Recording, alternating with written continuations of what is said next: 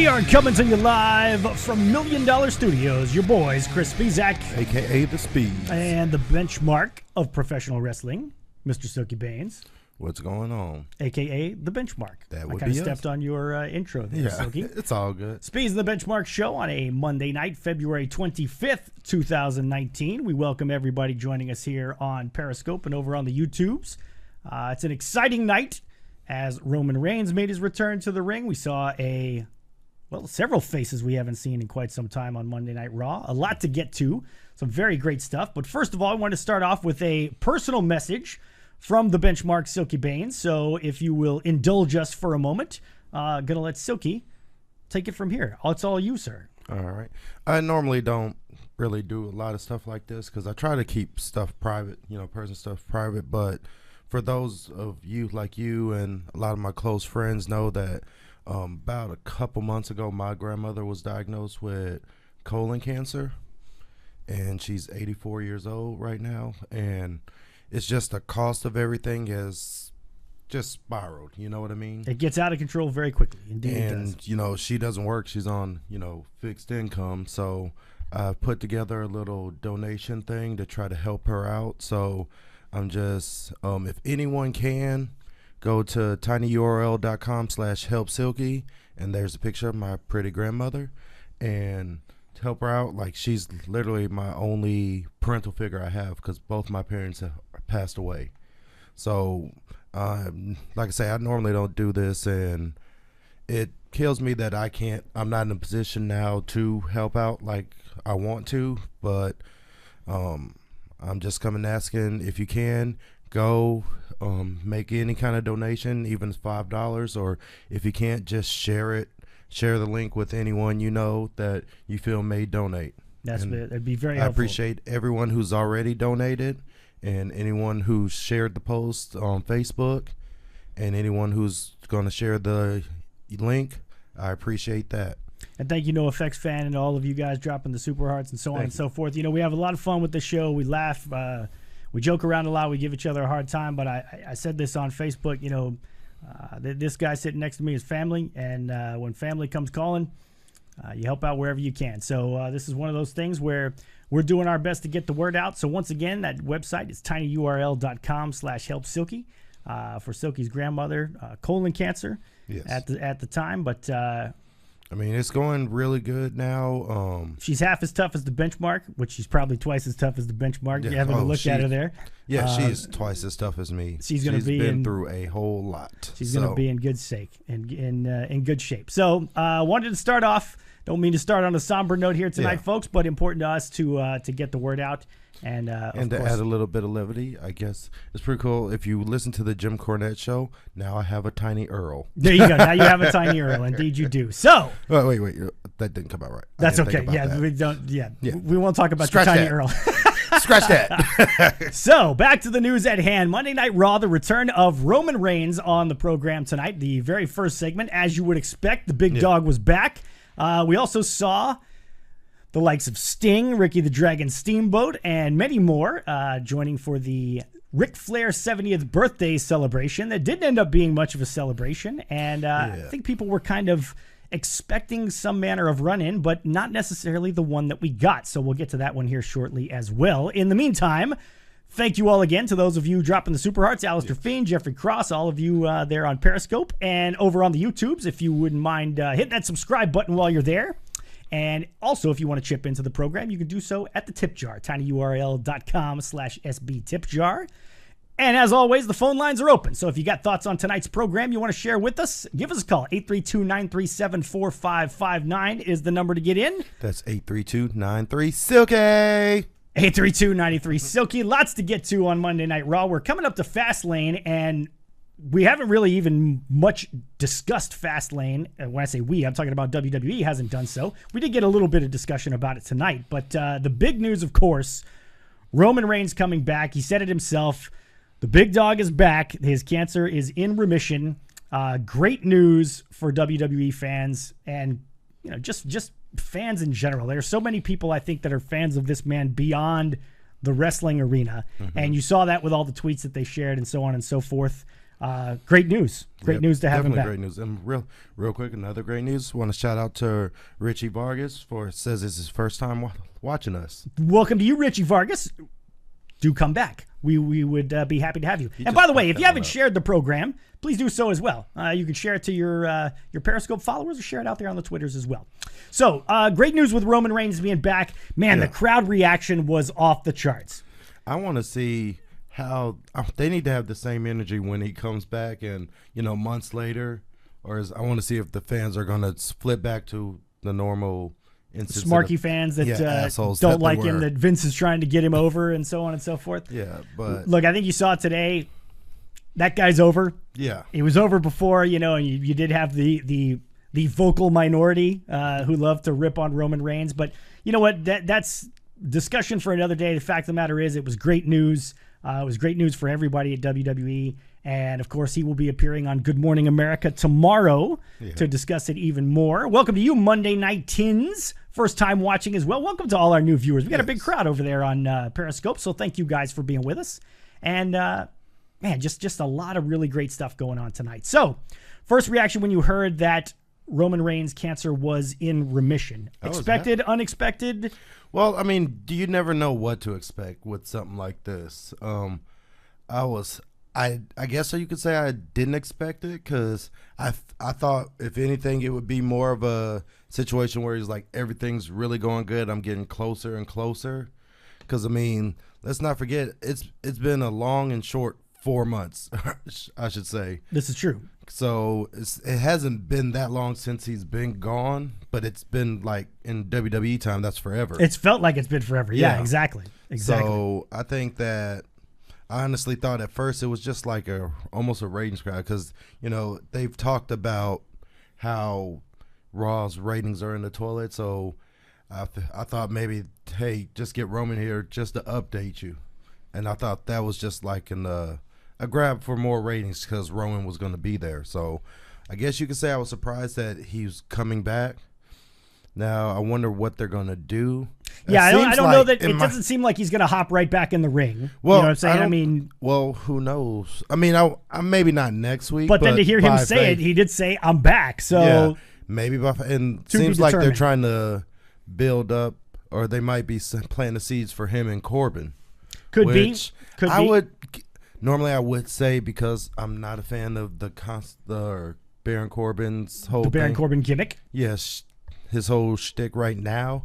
But I would love to see that just in a good match. But because I think in the ring, Baron Corbin is phenomenal. He can go. He can go. But it's just the outside, all the segments they do where he's talking, and like that whole promo. One was pretty bad with Baron Corbin, in my opinion. Yeah. Because it's like, I didn't say that. Wait, I guess it was taken out of context. Yeah, I know. And it was just bad. It was just bad. And there were a lot of bad promos on the show. We're going to get to that as well. Yes, it was. Great news for Roman and his family, no doubt. No Effects fan. Thank you, Kristen, for the Super Hearts as well. And Get the Tables, Mac Diesel, all you guys dropping Super Hearts tonight. We appreciate that. Jody says, ain't no shame in my game. I teared up a little bit, and she's probably not the only one. And yes, this was not the only time we would see Roman tonight, as we'll get to in a little bit. You guys didn't see that Instagram post from his trainer. No Effects. I did not see that. WB, I think he was agreeing with you that he thought maybe it was a ratings grab. But, the fact that he's in remission. Which is a good thing. And it's nothing wrong with, I'm not saying that like to disparage WWE, but, I mean, because they're a business, and if they feel like the ratings are lower and they know Roman just coming to say hi, I'm still here, I'm still fighting. He could have gone out and said that, and it would have been totally worth it. You know what I mean? I think now I'm with you, and I think the fact that he actually had something to say, other than just coming out and saying, "Hey, you guys, I'm doing well. I'm keeping at it. Keep the prayers coming. I really appreciate it." Yeah, to me that would have felt a little cheaper. It would have felt like, okay, they're just bringing this guy back here to get some eyeballs on the program. But the fact that he had something to share, that he was able to come out and say, "I'm in remission," to me, that kind of slammed the door on any idea that was just a ratings grab. I mean, of course, it's gonna bring more ratings, but the fact that he actually did have something to share was a big thing. Roman looked a little thinner, says Jody. Maybe so. Yeah, actually, I was watching with my wife, and she said the same thing. She's like, he looks a little bit like she's like, not to say he was fat, but he definitely looks like he's gotten thinner. Maybe so. Maybe so. But, I mean, he's still big, though. Yeah, he's still huge. Yeah. Yeah. Richie says they'll put him in a match at Fastlane. You think we see him that quickly? Next weekend. I mean, it's possible. I mean, the only one you could put him with is Baron, because that's like, I think the only thing that would make sense right now is to have him and Baron. They certainly seem to be headed in that direction based on Baron's promo and whatnot. Vince got them high-class doctors, says Bob Haruski. There's no doubt about that. And it was great to hear these interviews. Yeah, I mean, just a great way to kick off the show. A great reaction for Roman Reigns, which it's about time. Those of you who watch us regularly know that Silky and I have been fans of Roman Reigns for a long time. I mean, he just seems like an all-around great guy. He gets a bad rap from the fan base, or he did for a long time. So hopefully people will come around and stop the obnoxious reactions that we see towards him and give him a shot. Nikki says that she feels like it's going to be the Shield with Braun versus Corbin, Drew, Lashley, and Elias. That's a gigantic match. Yeah, I maybe take Braun out and take probably Elias out and make it Corbin, Drew, and Lashley. Yeah, I don't know that you see Shield. an 8-man match at a pay-per-view. That seems like a lot. It does. But we shall see. Let's get to the phone lines here. We got our buddy Chris Surratt here on the phones. What's going on, Chris? How are you, sir? Good. Well, I liked Roman Reigns' statement tonight. I really did. I enjoyed it. Definitely. Now, here's one question I have for you, Chris, and I'll throw it out there for you guys in the chat as well. Much was made of the fact that after Roman cut his promo, Seth Rollins' music hit. He came out with Seth Rollins. Of course, we saw him and Seth Rollins come in to help out Dean Ambrose later in the show. But there was never sort of that Shield reunion where the three of them were together. Seth and Roman were together. Dean was separate in both of those different occasions. He wasn't there. Did you make anything of that, Chris? Do you think that's something to do with the fact that Dean's leaving, or do you just think that's just kind of the way that it played out in this show?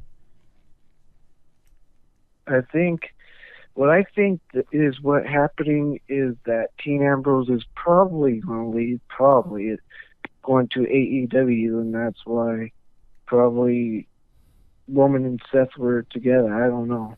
Yeah, it doesn't seem like that was a lot of the speculation. Picture, yeah. Well, I don't think. I mean, I don't know about him if he leaves or if he ends up at AEW. But for right now, I think with the way his character has been, it'll feel too forced to shoehorn in another Shield reunion. Exactly. So I felt that way too. But some people were saying, is there should you be reading something into this?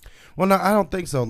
And even if we get that 6-man match or something at Fastlane, I don't see it as them coming out as Shield. I see Seth coming out as Seth, Roman coming out as Roman, and Dean coming out as Dean. Could very well be. What else you got for us, Chris? What did you think about Ronda Rousey putting the title down tonight and all that? Yeah, let's jump into that as well. And Chris, we're gonna let you go a little bit early here tonight, man, because we got so much to get to. But we appreciate the phone call as always, man. Let's get into Ronda Rousey here. For those of you who follow us here on the program to keep up with what happened in Monday Night Raw, let's put a bit of a icing on the cake with the Roman thing here. Let's put a lid on this one. So basically, Roman came out, gave an update. He's in remission. He's going to be back hopefully very soon. It looks like he might even be in action very soon. I think there'll be more to come with the Good Morning America segment tomorrow, and we'll get to that. So we're gonna jump ahead a couple of segments to what Chris Surratt was talking about. You had a tag team match between the Riot Squad and Natalya and Ronda Rousey here tonight. So first of all, the match itself was kind of it was trash. It was hot trash. I'm glad I'm not the only one. No, I wouldn't go so far as it's a goddamn abortion and a disgrace. I don't know that it was a goddamn abortion and a disgrace, but it was a pretty bad match. That shit was hot trash. It was just a bad match. Garbage. It was so bad. I don't know. Everyone has an off night. You know what I mean? Yeah, I get that. But that match was garbage. It was a really bad. And I said this on Twitter earlier, man. I try not to be negative all the time, but good God. I mean, it was so bad. So this match basically ends, again, for those of you like NoFX fan who says this program keeps me updated, this match ended because Becky Lynch, once again, showed up, crutch in hand, and hit Natalya with her crutch. Now, at this point, the crutch became kind of this hilarious MacGuffin because there was this kind of faux wannabe fight between Ronda and Becky to try to get the crutch from one another. I want to see the meme of someone doing that fight with the Benny Hill music over it. It was not That would be good. awesome. It was That would be not the only way I would want to watch that again, is put the Benny Hill music over it. I mean, it was and just... yes, I did age myself with Benny Hill. That's okay. Well, we know the Benny Hill music. That's all right. So Ronda tries to wrestle the crutch away. At this point, and I'm gonna throw this out there for you, Silky, and again, you guys in the chat respond as well. Does Becky just need to lose the crutch? Because she ain't selling the fucking crutch and not being able to walk without a crutch. At this point, the crutch is out there solely because it's a weapon. Yeah. Because once Becky came in and caused a disqualification, of course, people come running out from everywhere. There's security who didn't fucking see her in the bright fucking jumpsuit and a crutch and her bright ass red hair.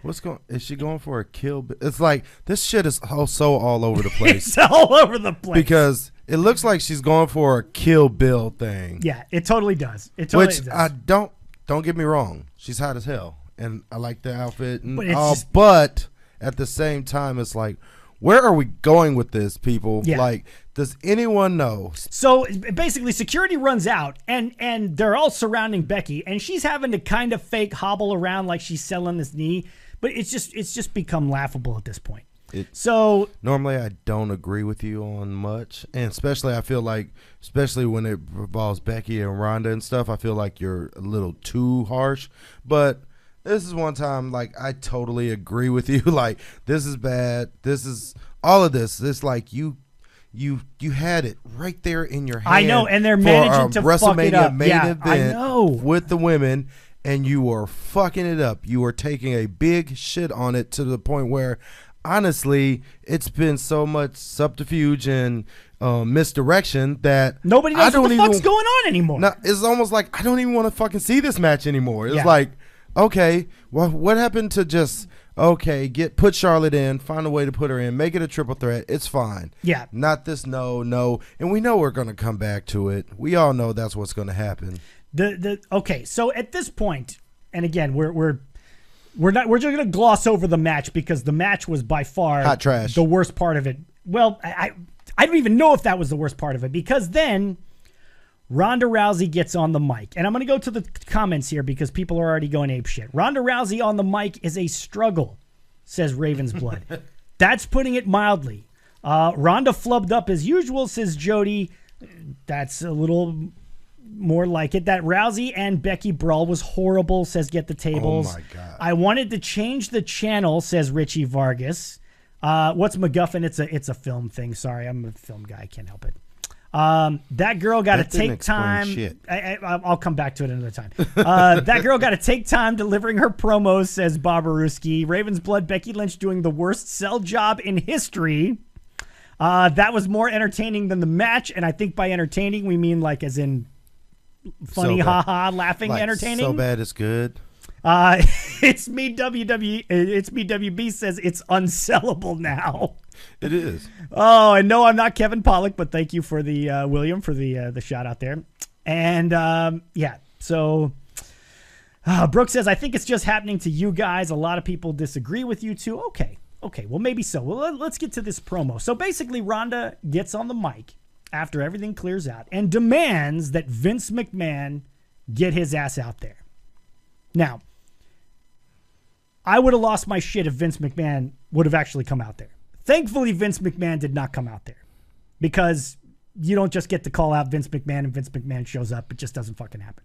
But out comes Stephanie McMahon, and you know how fucking excited I am when Stephanie McMahon shows up. I'm excited. At this point, Ronda goes off on this promo, and I don't even really know where to begin, guys. And I'm not trying to be an asshole, but I really just don't know what she was on about. It was all over the place. It was, you have to reinstate Becky. You have to reinstate Becky. And that part of it I got.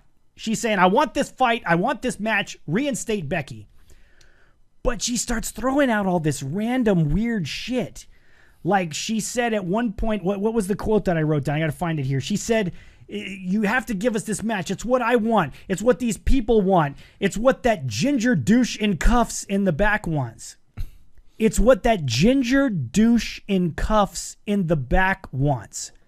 What the fuck are you talking about? I had to re-listen to it 3 or 4 times, and it still wasn't until I actually saw somebody on Twitter type it out that I said, "Oh, it's what that ginger douche in cuffs in the back wants."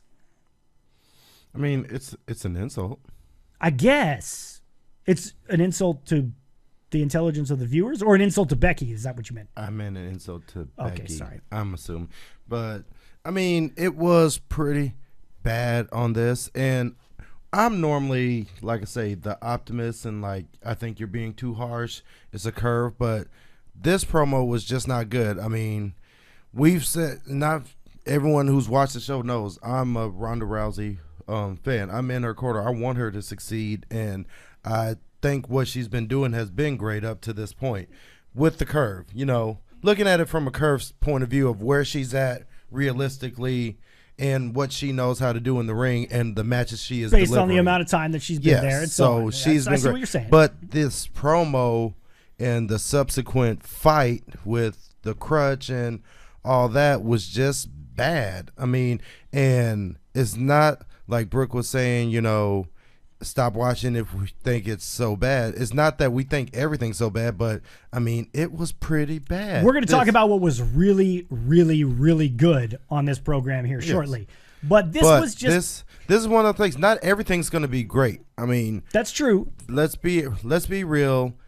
WWE, just like any company, they have matches that are great. They have segments that are really great, and they also have some that are bad or not. You know, so it's not that we're just getting to that first, but we are going to talk about the good because we're not those guys that just sit here just and rip on everything. Exactly. Yeah, exactly. But you've got to also be realistic with, you know, the fact that this was not a good look, and you've added so much confusion to this story, which is the simplest of stories. Yes, you could, even if you did the Becky thing, get her suspended, and then come put Charlotte in, and you could have worked a match at Fastlane, Becky versus Stephanie, and Becky wins, and now she gets her match, and now it's a triple threat. Exactly. Simple, easy, readable.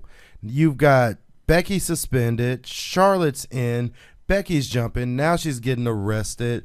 Now Ronda is fucking literally laid down the title, so now you're left wondering, well, did she just vacate the title? So that's just the other Charlotte? bit. And again, for those of you who didn't watch the program, who come to us for your reviews here, at the end of this promo where Stephanie basically said, "I'm not reinstating Becky. She's suspended. Your match is against Charlotte," after saying some other stuff about how you've just made this belt an accessory and it's not even my color.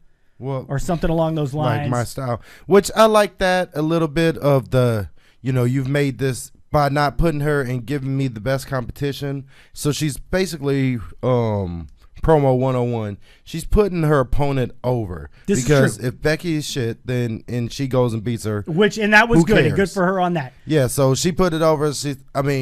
I think she should have left out the "is not even my style." She just say basically, you've made this an accessory. This is a prop. It's not a championship. Exactly. It does not represent what it needs to represent because it needs to represent that I'm facing the best every night. That's not exactly the right. chosen people you like. That's exactly right. I mean, so that part was great on the promo, but it was just a whole. What I'm saying when I say it was bad, it's not even. I don't give a fuck that she fumbled over a few words. It's the fact that this whole promo is meant to add more confusion and more, let's put everything up in the air, and it's not meant to, but it does that. No, I think it's meant to do that. They want to grab the people by the whole confusion. Now I think, and this is just my opinion, that they want people thinking, well, I got to watch because I want to know what's going to happen. Is she still a champion? Yeah. Is this match with Charlotte going to happen? Are they going to put someone else there? You know, that's what they're going for. Yeah. And, of course, we know Ronda's going to end up still there and blah, blah, blah. Or they're going to acquiesce to what Ronda wants and put Becky in the match and make it a triple threat. Right. you know, we know that's going to happen. But to me, it's just like good stories have a beginning, a middle, and an end, right? That's right. Generally, somebody's been saying that for a while. Yes, yeah, yes, all good stories yes. have that. So when you have this beginning and then you've got all this, we all know jumbo where stuff, we're going towards at the end. Yeah, we know the destination, but you're putting so many different paths off to get to this one destination. It's always been said, the shortest distance between 2 points is a straight fucking line. That's exactly right. And we're going to come back to that in just a second. I want to get caught up on some of these comments here because there's something else that should be happening in the middle that's not happening. But let's go. Ant says it wasn't that bad, the Ronda promo. Okay. I mean, I can get the promo wasn't that bad, but the fight definitely was. The fight was definitely the whole bad. segment, the segment as a whole, because the promo was not strong enough to hold up to the bad segment of Becky coming in and them fighting over the crutch, and then the whole thing of her and Stephanie where it's just confusion. Yeah, like who cares what she fumbled over for a couple words. Roman fumbled over some words. No one gives a shit. I don't give a shit about that. But the whole the takeaway is what's got fucked up. That's exactly right. That's exactly right. Yeah, Ant is the second guy to mention this tonight. I didn't know this. Something about how Ronda has a learning disability, and I want to address that because here's my thing. I'm not gonna say that someone is free from criticism because of this or that and so on and so forth. My son has a learning disability. I don't let my son use his learning disability as a crutch. When he fucks something up, it's because he fucked up. If he knows better, and more often than not, he knows better. And I don't allow him to use that as a crutch. And I would be willing to bet, and I don't want to put words in Rhonda's mouth because I've never met her and I don't know her. I would be willing to bet that she's not willing to use that as a crutch either. The fact of the matter is, if you're going to put her out in that scenario, if you're going to put her out in front of all those people to cut a promo, then there are certain expectations that come to that and come with that, and you either live up to them or you don't. And that's not to say that, again, if there's anybody that can sympathize, I can certainly sympathize. I totally understand what that's like. The young man sleeping in $1 million studios next door. He likes to come with dad to $1 million studios, and then I take him home afterwards. I deal with the same thing, so I understand. But if you're going to be out there and you're going to put yourself out there in front of all those people, you got to be willing to stand up to the criticism as well. That's just my 2 cents there. Ronda sounds like Charlie Brown's teacher on the mic. And gingers don't have souls, says NoFX fan. So that's good. Let's see. The ginger community going to come for you, Ronnie. That's for sure. Sheamus should be offended as well. Everything else was okay. I don't get how people hated Roman because he was pushed too fast and Ronda gets a Mania match first. Yeah, okay. I mean, it's not... Ronda Rousey, let's face it, though. It's not the same scenario as Roman Reigns. Ronda Rousey's a fucking megastar before she even came to WWE. Exactly. So that's why she gets that and other people don't. The execution was terrible. Yes. It's kind of hard to type with this limit. I totally understand that. Monday nights, let's see. Raw was excellent show tonight except for the Ronda segment. Okay. What about WrestleMania 30? Becky versus Steph winner gets in the main event. Okay. Why don't you two become WWE writers? Because they're not exactly kicking down our doors. Silky and I would stop and do that in a second. But oh yeah, definitely. They'd take Silky and they'd be like, "You go sit and do the fucking camera backstage or something." Unify the Raw and SmackDown women's titles. Maybe okay. What's up, Mark? How are you, sir? I said Silky's been saying that for a while. Like if you're gonna have floating tag team champs, I think having a floating women's champ, it opens up so much more because it's not the same people. Because it's only now, especially that you've taken Bayley and Sasha, 2 of your top women from Raw, and made them a tag team and the tag team champions. That's 2 less. So now who takes their spot? Exactly. There's really no. But if you make them go to both, then you have so many more opportunities. So I totally agree with that. I totally agree with that. I want to get back to what you were saying a second ago. Sorry to interrupt you there. Where we talk about the middle. You got the beginning, you got the end, beginning, middle, and end. All right? There's another thing besides the shortest distance between 2 points being a straight line and don't go all over the place like WWE is going. There's another thing that, again, my background being in film, screenwriting, and so on and so forth. The other thing that you do in order to keep your audiences engaged is you increase the stakes. You increase the stakes. And we've talked about this. It was one of the things to harken back to what we talked about last year and we always go back to this. I always go back to it.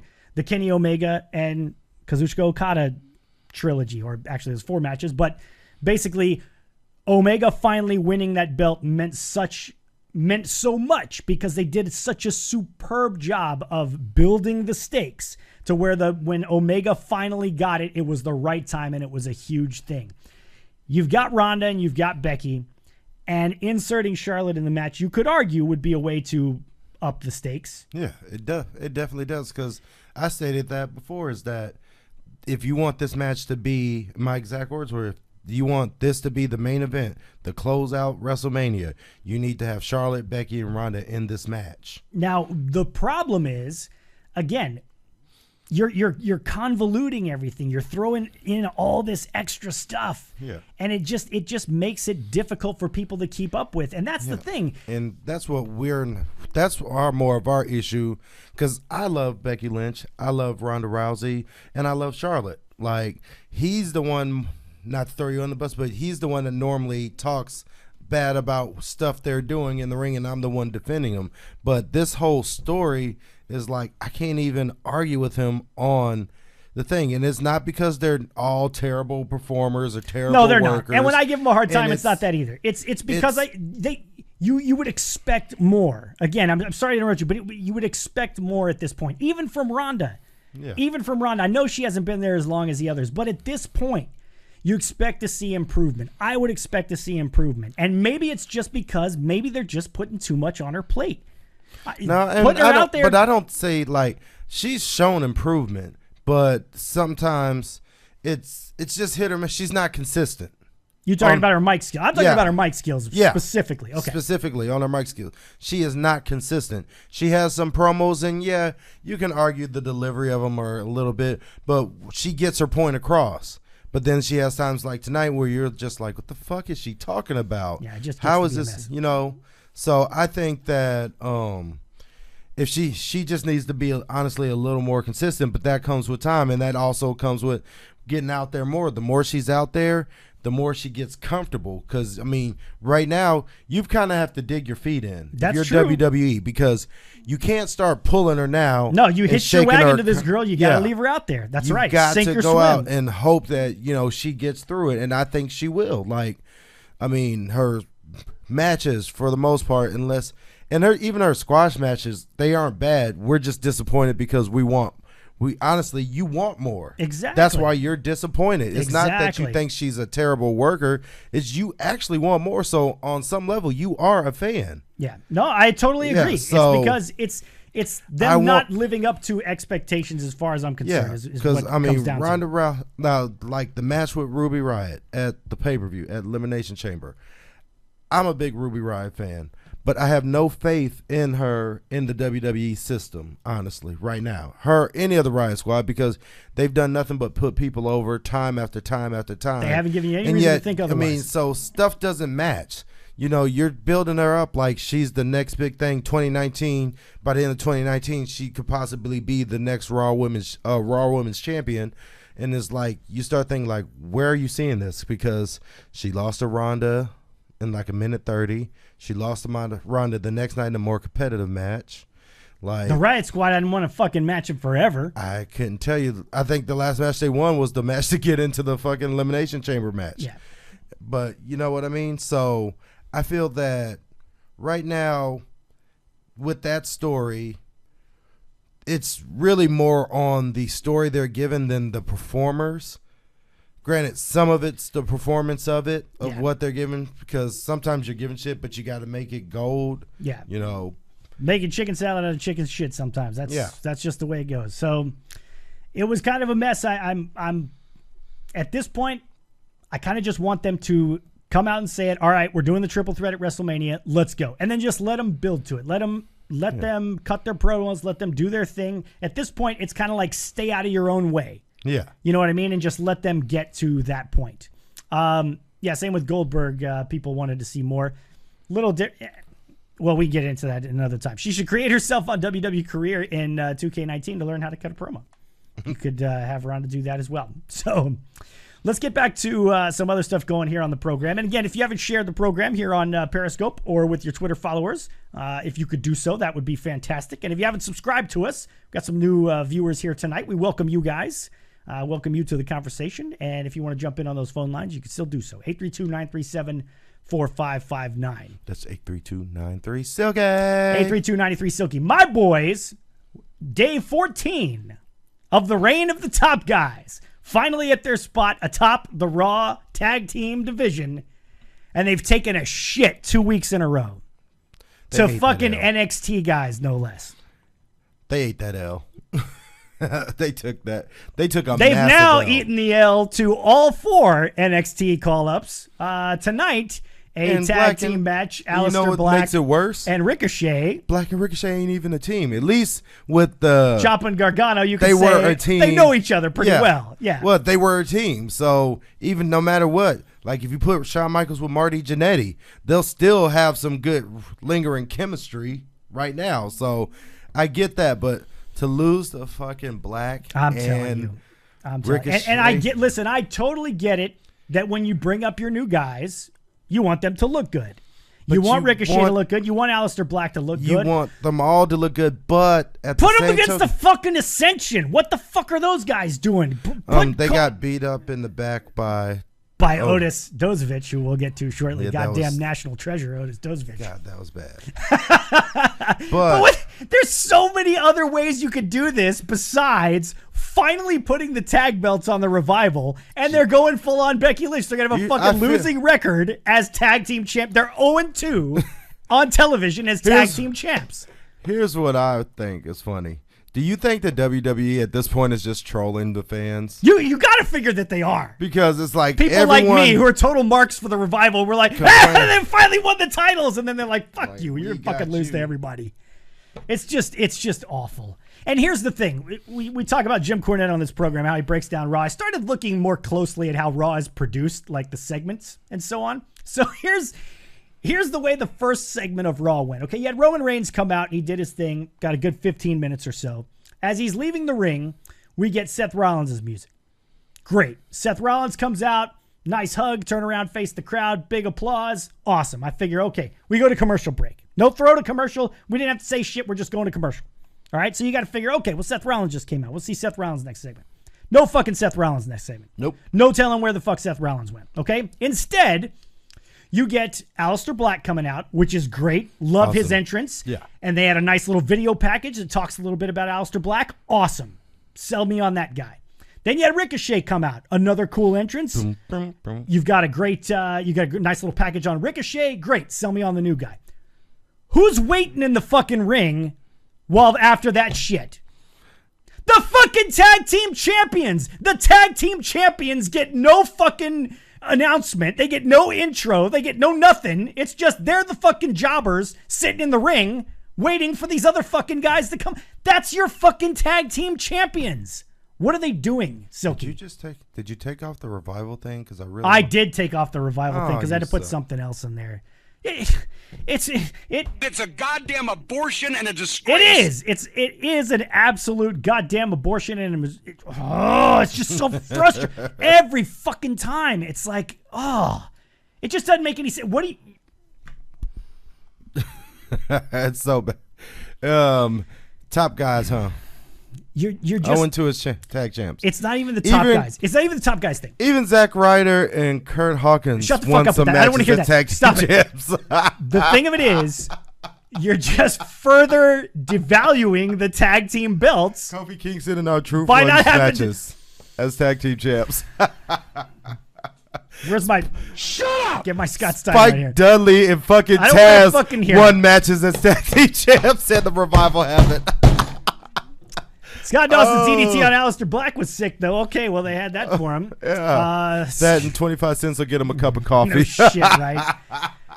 I thought we were getting Seth Rollins and Aleister Black. I totally popped for that because we go to commercial break. We come back. There's Seth Rollins. We had already seen Seth Rollins. Here's Aleister Black. I'm like, fucking sweet. Seth Rollins, Aleister. No, not anything like that. Chris with the live smart tears. So here's that. Exactly. What's up, Young Raf? Good to see you, man. Yeah, it is Crazy. the live smart tears. And hello, Ella Chica. Hello, Mike Drop. Welcome to you guys. Do us a favor, share the program. Thank you, Ravens Blood, Young Raf, all you guys sharing the program. We appreciate that. So after the top guys dump again, now 0-2 is tag team champions. Okay, This is the shit that happens down. So then we go backstage for an interview with Baron Corbin, where he basically talks shit about Roman Reigns. building to a possible Roman Reigns Baron Corbin feud, as you were saying earlier. From that, we hear a chord. Elias coming up next. Cut to commercial break. Right? So we're like, okay, Elias is coming up next. Never mind the weird jump from the end of one match to an interview with Corbin to Elias playing a chord and then immediately going to commercial break. But okay, fine. So we come back from commercial break, right? Do we come back to Elias from commercial break? No. We come back to Shawn Michaels. Shawn Michaels is backstage in the little red carpet welcoming area for Ric Flair's 70th birthday party. Okay, not a huge deal, but still kind of weird, right? So then we get to Elias in the ring. You figure, okay, we're going to have an Elias segment. Nope, no Elias segment. What do we get instead? We get Lacey Evans again. What the fuck is that? Lacey Evans walking out and then walking backstage again. Not even walking like halfway. I mean, not even walking all the way. She walks like halfway, then she turns around and walks back and like, I don't like this bitch. Yeah. I don't. And I mean thank you, that. Ella Chica, for the Super Hearts. Thank you very much. Like, just the way that I loved her in NXT. And I love the whole basically female that does the punch gimmick. Yeah, and exactly. I love the name, the Girl Women's power. Right. Fuck yeah, man. That's awesome. That is awesome. I'm all in on Lacey Evans wrestling. Not Lacey Evans eye candy that go out there and look pretty and then walk to the back and you're done for the fucking night. That I don't want to see. Okay, you do it once maybe and everybody goes, oh, that's weird. Even that's kind of weird, but maybe once. It's almost like you have to dig in and fucking go for it, because if you do it once and then you don't come back to it, it's even more weird. Yeah, it's weird. And Ella Chica gave us all those Super Hearts because of Roman coming back. So thank you very much, man. We appreciate that. And thank you, Young Raph, for the Super Hearts as well. So, okay. So we come back from break to Shawn Michaels, and then we jump to Elias in the ring, and he gets interrupted by Lacey Evans, who walks out on the ramp and then walks back again doing her Lacey Evans thing. Nobody knows why. And then we go back to Elias, and he gets interrupted by Dean Ambrose. Oh, okay. Dean Ambrose interrupting Elias. He must have some kind of beef with Elias. No fucking beef with Elias. He has a beef with Drew McIntyre. So it makes perfect sense that he would come out and talk about his beef with Drew McIntyre with Elias in the fucking ring. Trend lately? Because even when like Charlie Caruso interviewed Baron Corbin, she started off with mentioning about Ricochet. And then it's basically like, hey, Baron Corbin, here's some stuff about Ricochet, but we're not here to talk about Ricochet. So what do you want to say? And you're like, why the fuck are you even mentioning that if it has nothing to do with the person? Like, hey, you know that other guy? Yeah, there's another guy. So anyway, let me ask you this question. It's like, what are you talking about? It's literally like people with attention deficit. And I have attention deficit. You know, shit just comes. It's like, oh, hey, look, a fucking squirrel. That's how it is. But it's on live television, like somebody's producing a program that way.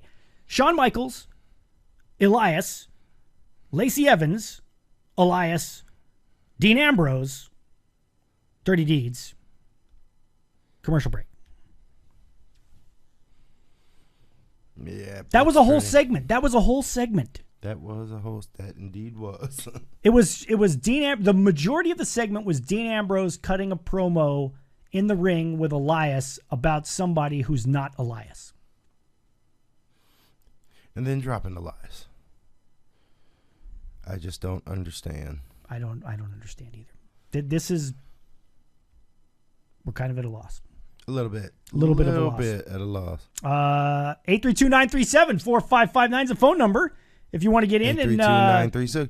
And I would jumpstart the conversation here. I think, Brick, you're misunderstanding. I'm not saying that all Lacey Evans is I can, like I just said, I love her in NXT. I'm saying the way they're portraying her right now. I mean, because she is a very stunning, attractive woman, right? So what would you say what would best describe the fact that all she does is walk halfway out so the fans see her and then walks back? That seems like they're using her as just eye candy. And she's more than that, is what you're saying. No, I'm saying she's more than that, and I'm not a fan of this. I love her. I love all of her stick in NXT, her matches, the finish. It's all great. I'm not a fan of using her. Like, I feel like they're trying to slowly bring back some of the aspects of the Attitude Era. Yeah. But to me, the Attitude Era's over. Yeah, it is. It's never done. coming back. Yeah, like at least not on network television. It's not. Yeah, it's just. And that's the part of the Attitude Era that I most like to forget is basically women wrestlers treated as eye candy and stuff like that. Exactly. So that's what I was trying to point out, Brooke. Not that I'm just saying I'm not. You're not calling her eye candy. Yeah, I got you. But she is pretty. She's gorgeous. Black man's kryptonite. No question about that. All right, yeah, all right. Now Mike Drop says, look carefully at the time she enters and who's there. I'm starting to see a pattern. He says she's got to be leading a faction for sure coming soon. When she comes out and who she comes out, who's there when she comes out. Mike Drop, now I'm going to have to be thinking about this because I mean, there was Elias. There was a time at the pay-per-view, I think, with goddamn that just came out of nowhere. Yeah, Heavy Machinery. Well, there was the Heavy Machinery. I don't know, man. And then every night Elias plays the same role. He gets ready to do a song. He gets interrupted. That's getting old too. Dean's not leaving. This could be the weirdest report by WWE of someone leaving. I agree. You have a 70-something-year-old in charge. Think about it, Speez. I know. I can't. I don't know. She's got nice shoulders, says No Thanks fan about Lacey Evans. Thank you, Ant. Good chatting with you as well, sir. Lacey Evans, the bomb. Something huge is coming with her. I agree. I think she could be great. And, we're not going to see it on TVPG. Hey, Chris, can I get your thoughts on Impact deleting GFW master tapes because of disk space? I've only heard a very small detail of that, Babaruski, from what you're saying. That sounds awful. Deleting anything like that is awful. Now, I will say this. I had the good fortune to chat with Pete Burkholz, who ran Houston Wrestling with Paul Bosch here in Houston for a lot of years. And he talked about how for a while when they first got started doing the television program, they were having to record over the old tapes because they weren't making a lot of money at the time. And, the TV thing was all kind of new. And finally, very early on in the process, Paul Bosch said, hey, look, we might ought to want to keep these, or maybe it was Pete that said that.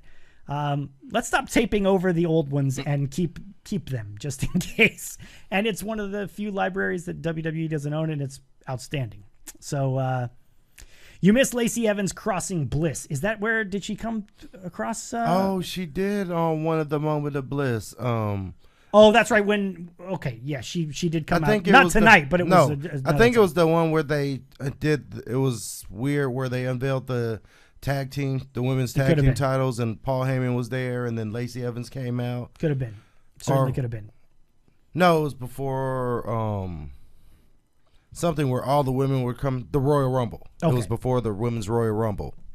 Now, just to get to, we're going to go through a couple of these things quickly because there was a great segment at the end of the program tonight that we want to get to. We had a Bobby Lashley Braun Strowman match. Well, we didn't have it was supposed to be a Bobby Lashley Braun Strowman match. Yeah.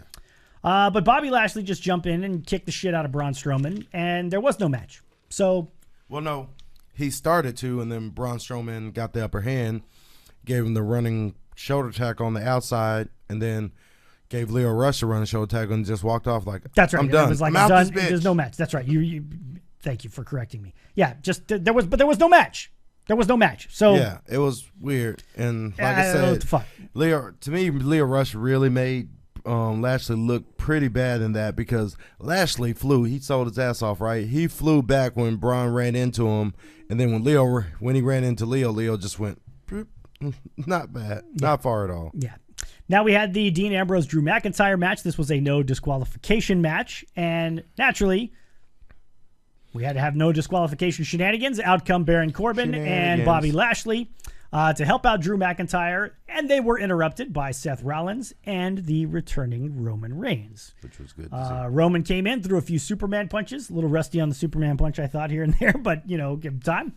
But it was a nice moment. Nice moment for him to get back in there and hear the crowd. Got a nice spear on Bobby Lashley.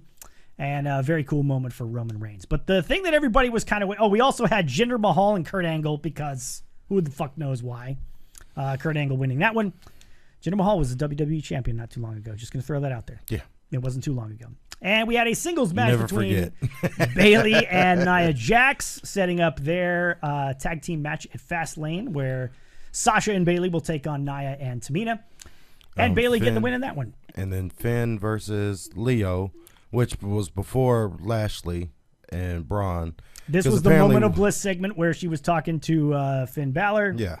And apparently he's supposed to go out there to try to get Lashley a match. Instead, he got himself a match, and he lost. Exactly. So Leo comes out supposedly to set up a match with Balor, with Balor and Lashley.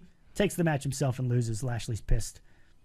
To be continued. Now, the thing we were all waiting for was the Ric Flair 70th birthday celebration.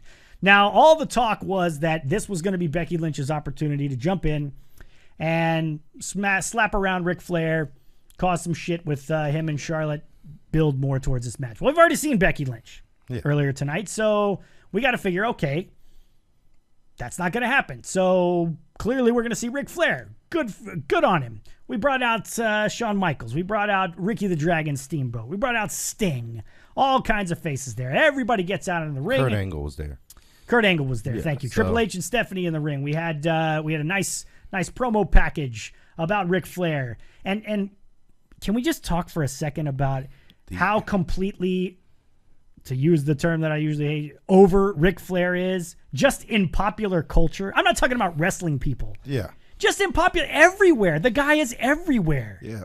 I mean, it really brings it to your attention when you see like the package of like the Colts doing the Ric Flair speech and all these people from different walks of life. You had Snoop Dogg on there, which of course he's got some WWE ties, but Snoop Dogg wishing him happy birthday earlier in the program. So, and then just to know that like this is one man's career, like he lives on forever. Like if anyone in wrestling will live on forever, it's Ric Flair. I don't think, in my opinion, could be more popular than Hulk Hogan. And you can make an argument, and especially now, but you can make that argument because Ric Flair, like everybody wanted to be Ric Flair. That's right, man. You know, everyone, the lingo. Even if you hated him. You loved him. And because I fucking hated him. I've said this before. He always beat the guy that I was rooting for. But the cars and the women and the flashy clothes and all that shit, I mean, it was just like everybody wanted to be Ric Flair, man. And that's what was so perfect about him. The Jim says people who don't follow wrestling. Sorry, I didn't mean to step on you. Yeah, people who don't follow wrestling know Ric Flair. That's how huge he is. Like, I've literally listened, like, and especially with the new Migos and all that, like, he's become a really big deal in the hip-hop community. Absolutely, man. Which I recommend everyone go watch that video for Ric Flair Drip, because besides the song's not really that good. It's catchy. It sticks in your head. Yeah. But looking at the video, Ric Flair is in the video, right? But he looks like, I'm happy to be here, but I have no clue what the fuck is going on. It is the best. So I recommend everyone look at that. And thank you, Richie, for stopping by. He's even mentioning songs. Pusha T has a couple of songs where he literally like takes excerpts from Ric Flair's promos and plays them in the thing, and he's mentioned them numerous times in his rap songs. Yeah, like, and Mike Drop says it. When I was a kid, I wanted to be Sting so I could beat up Ric Flair. That's that's how good Ric Flair was. Even if you like somebody else, you probably liked them because they could beat Ric Flair, or they did beat Ric Flair. So anyway, we're getting to the point where the Nature Boy is about to come out, and we go backstage because his music starts, and he's not coming out. He's not coming out. He's not coming out. And who shows up backstage outside of Ric Flair's dressing room and forces the cameraman to stay there while he goes in and drags Ric Flair out by his coat, dragging him along the ground, but fucking Batista. That was awesome. Batista. This is how you... Back on Monday Night Raw. And we just had this talk before we went on air, is like, stuff like this is why we are fans. That's like, right. And this is also why we're super critical of the stuff that's not so good, because obviously they can do amazing fucking when TV. they do it right, you so much you go, with holy so shit, little. that's amazing. Only thing I would even say critique wise is I think it should have, when the music went, they should have cut back and like panned up on Batista standing over instead of doing him dragging him out. Start on Ric Flair being dragged on the ground and then eventually reveal that it's Batista that was dragging him on the ground. You know, that's from... But it's nitpicking. Nitpicking at this point. That's how this, like, I want to watch WWE. I want to watch Raw, next week to see Triple H's response. Because to what happened is after Batista drags Ric Flair and just kind of leaves him there huffing and puffing in the hallway, he looks dead in the camera and he says, "What's going on, Hunter? Do I have your attention now?" And that was it. Yeah, and Triple H comes running backstage. He runs to the back. Everybody's huddled around Flair. Somebody get an ambulance. No bullshit announcers. No commentators talking about this and that. It was just we ended right there. It sells the realness. Like the shock value is like when the commentators are like, "Oh, blah blah blah blah blah." It seems like it's part of the show, but when the fact that all the commentators went silent, and all you hear is Triple H and all the people coming around, crowding around Ric Flair, and Ric Flair's like, breathing like in pain, and Triple H calling for an ambulance. It gives that air of realness. It makes you suspend your disbelief in what's going on. Exactly. And you're like, I want to watch. And so kudos for the ending of Raw. I think the ending of Raw was so good to me that it saved the whole show.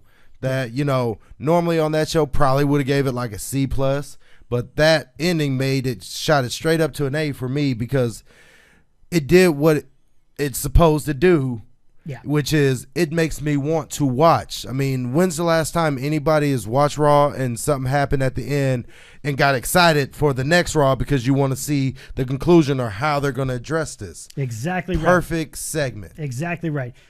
The opening segment, of course, with Roman and his opportunity to come back and talk to the fans was fantastic.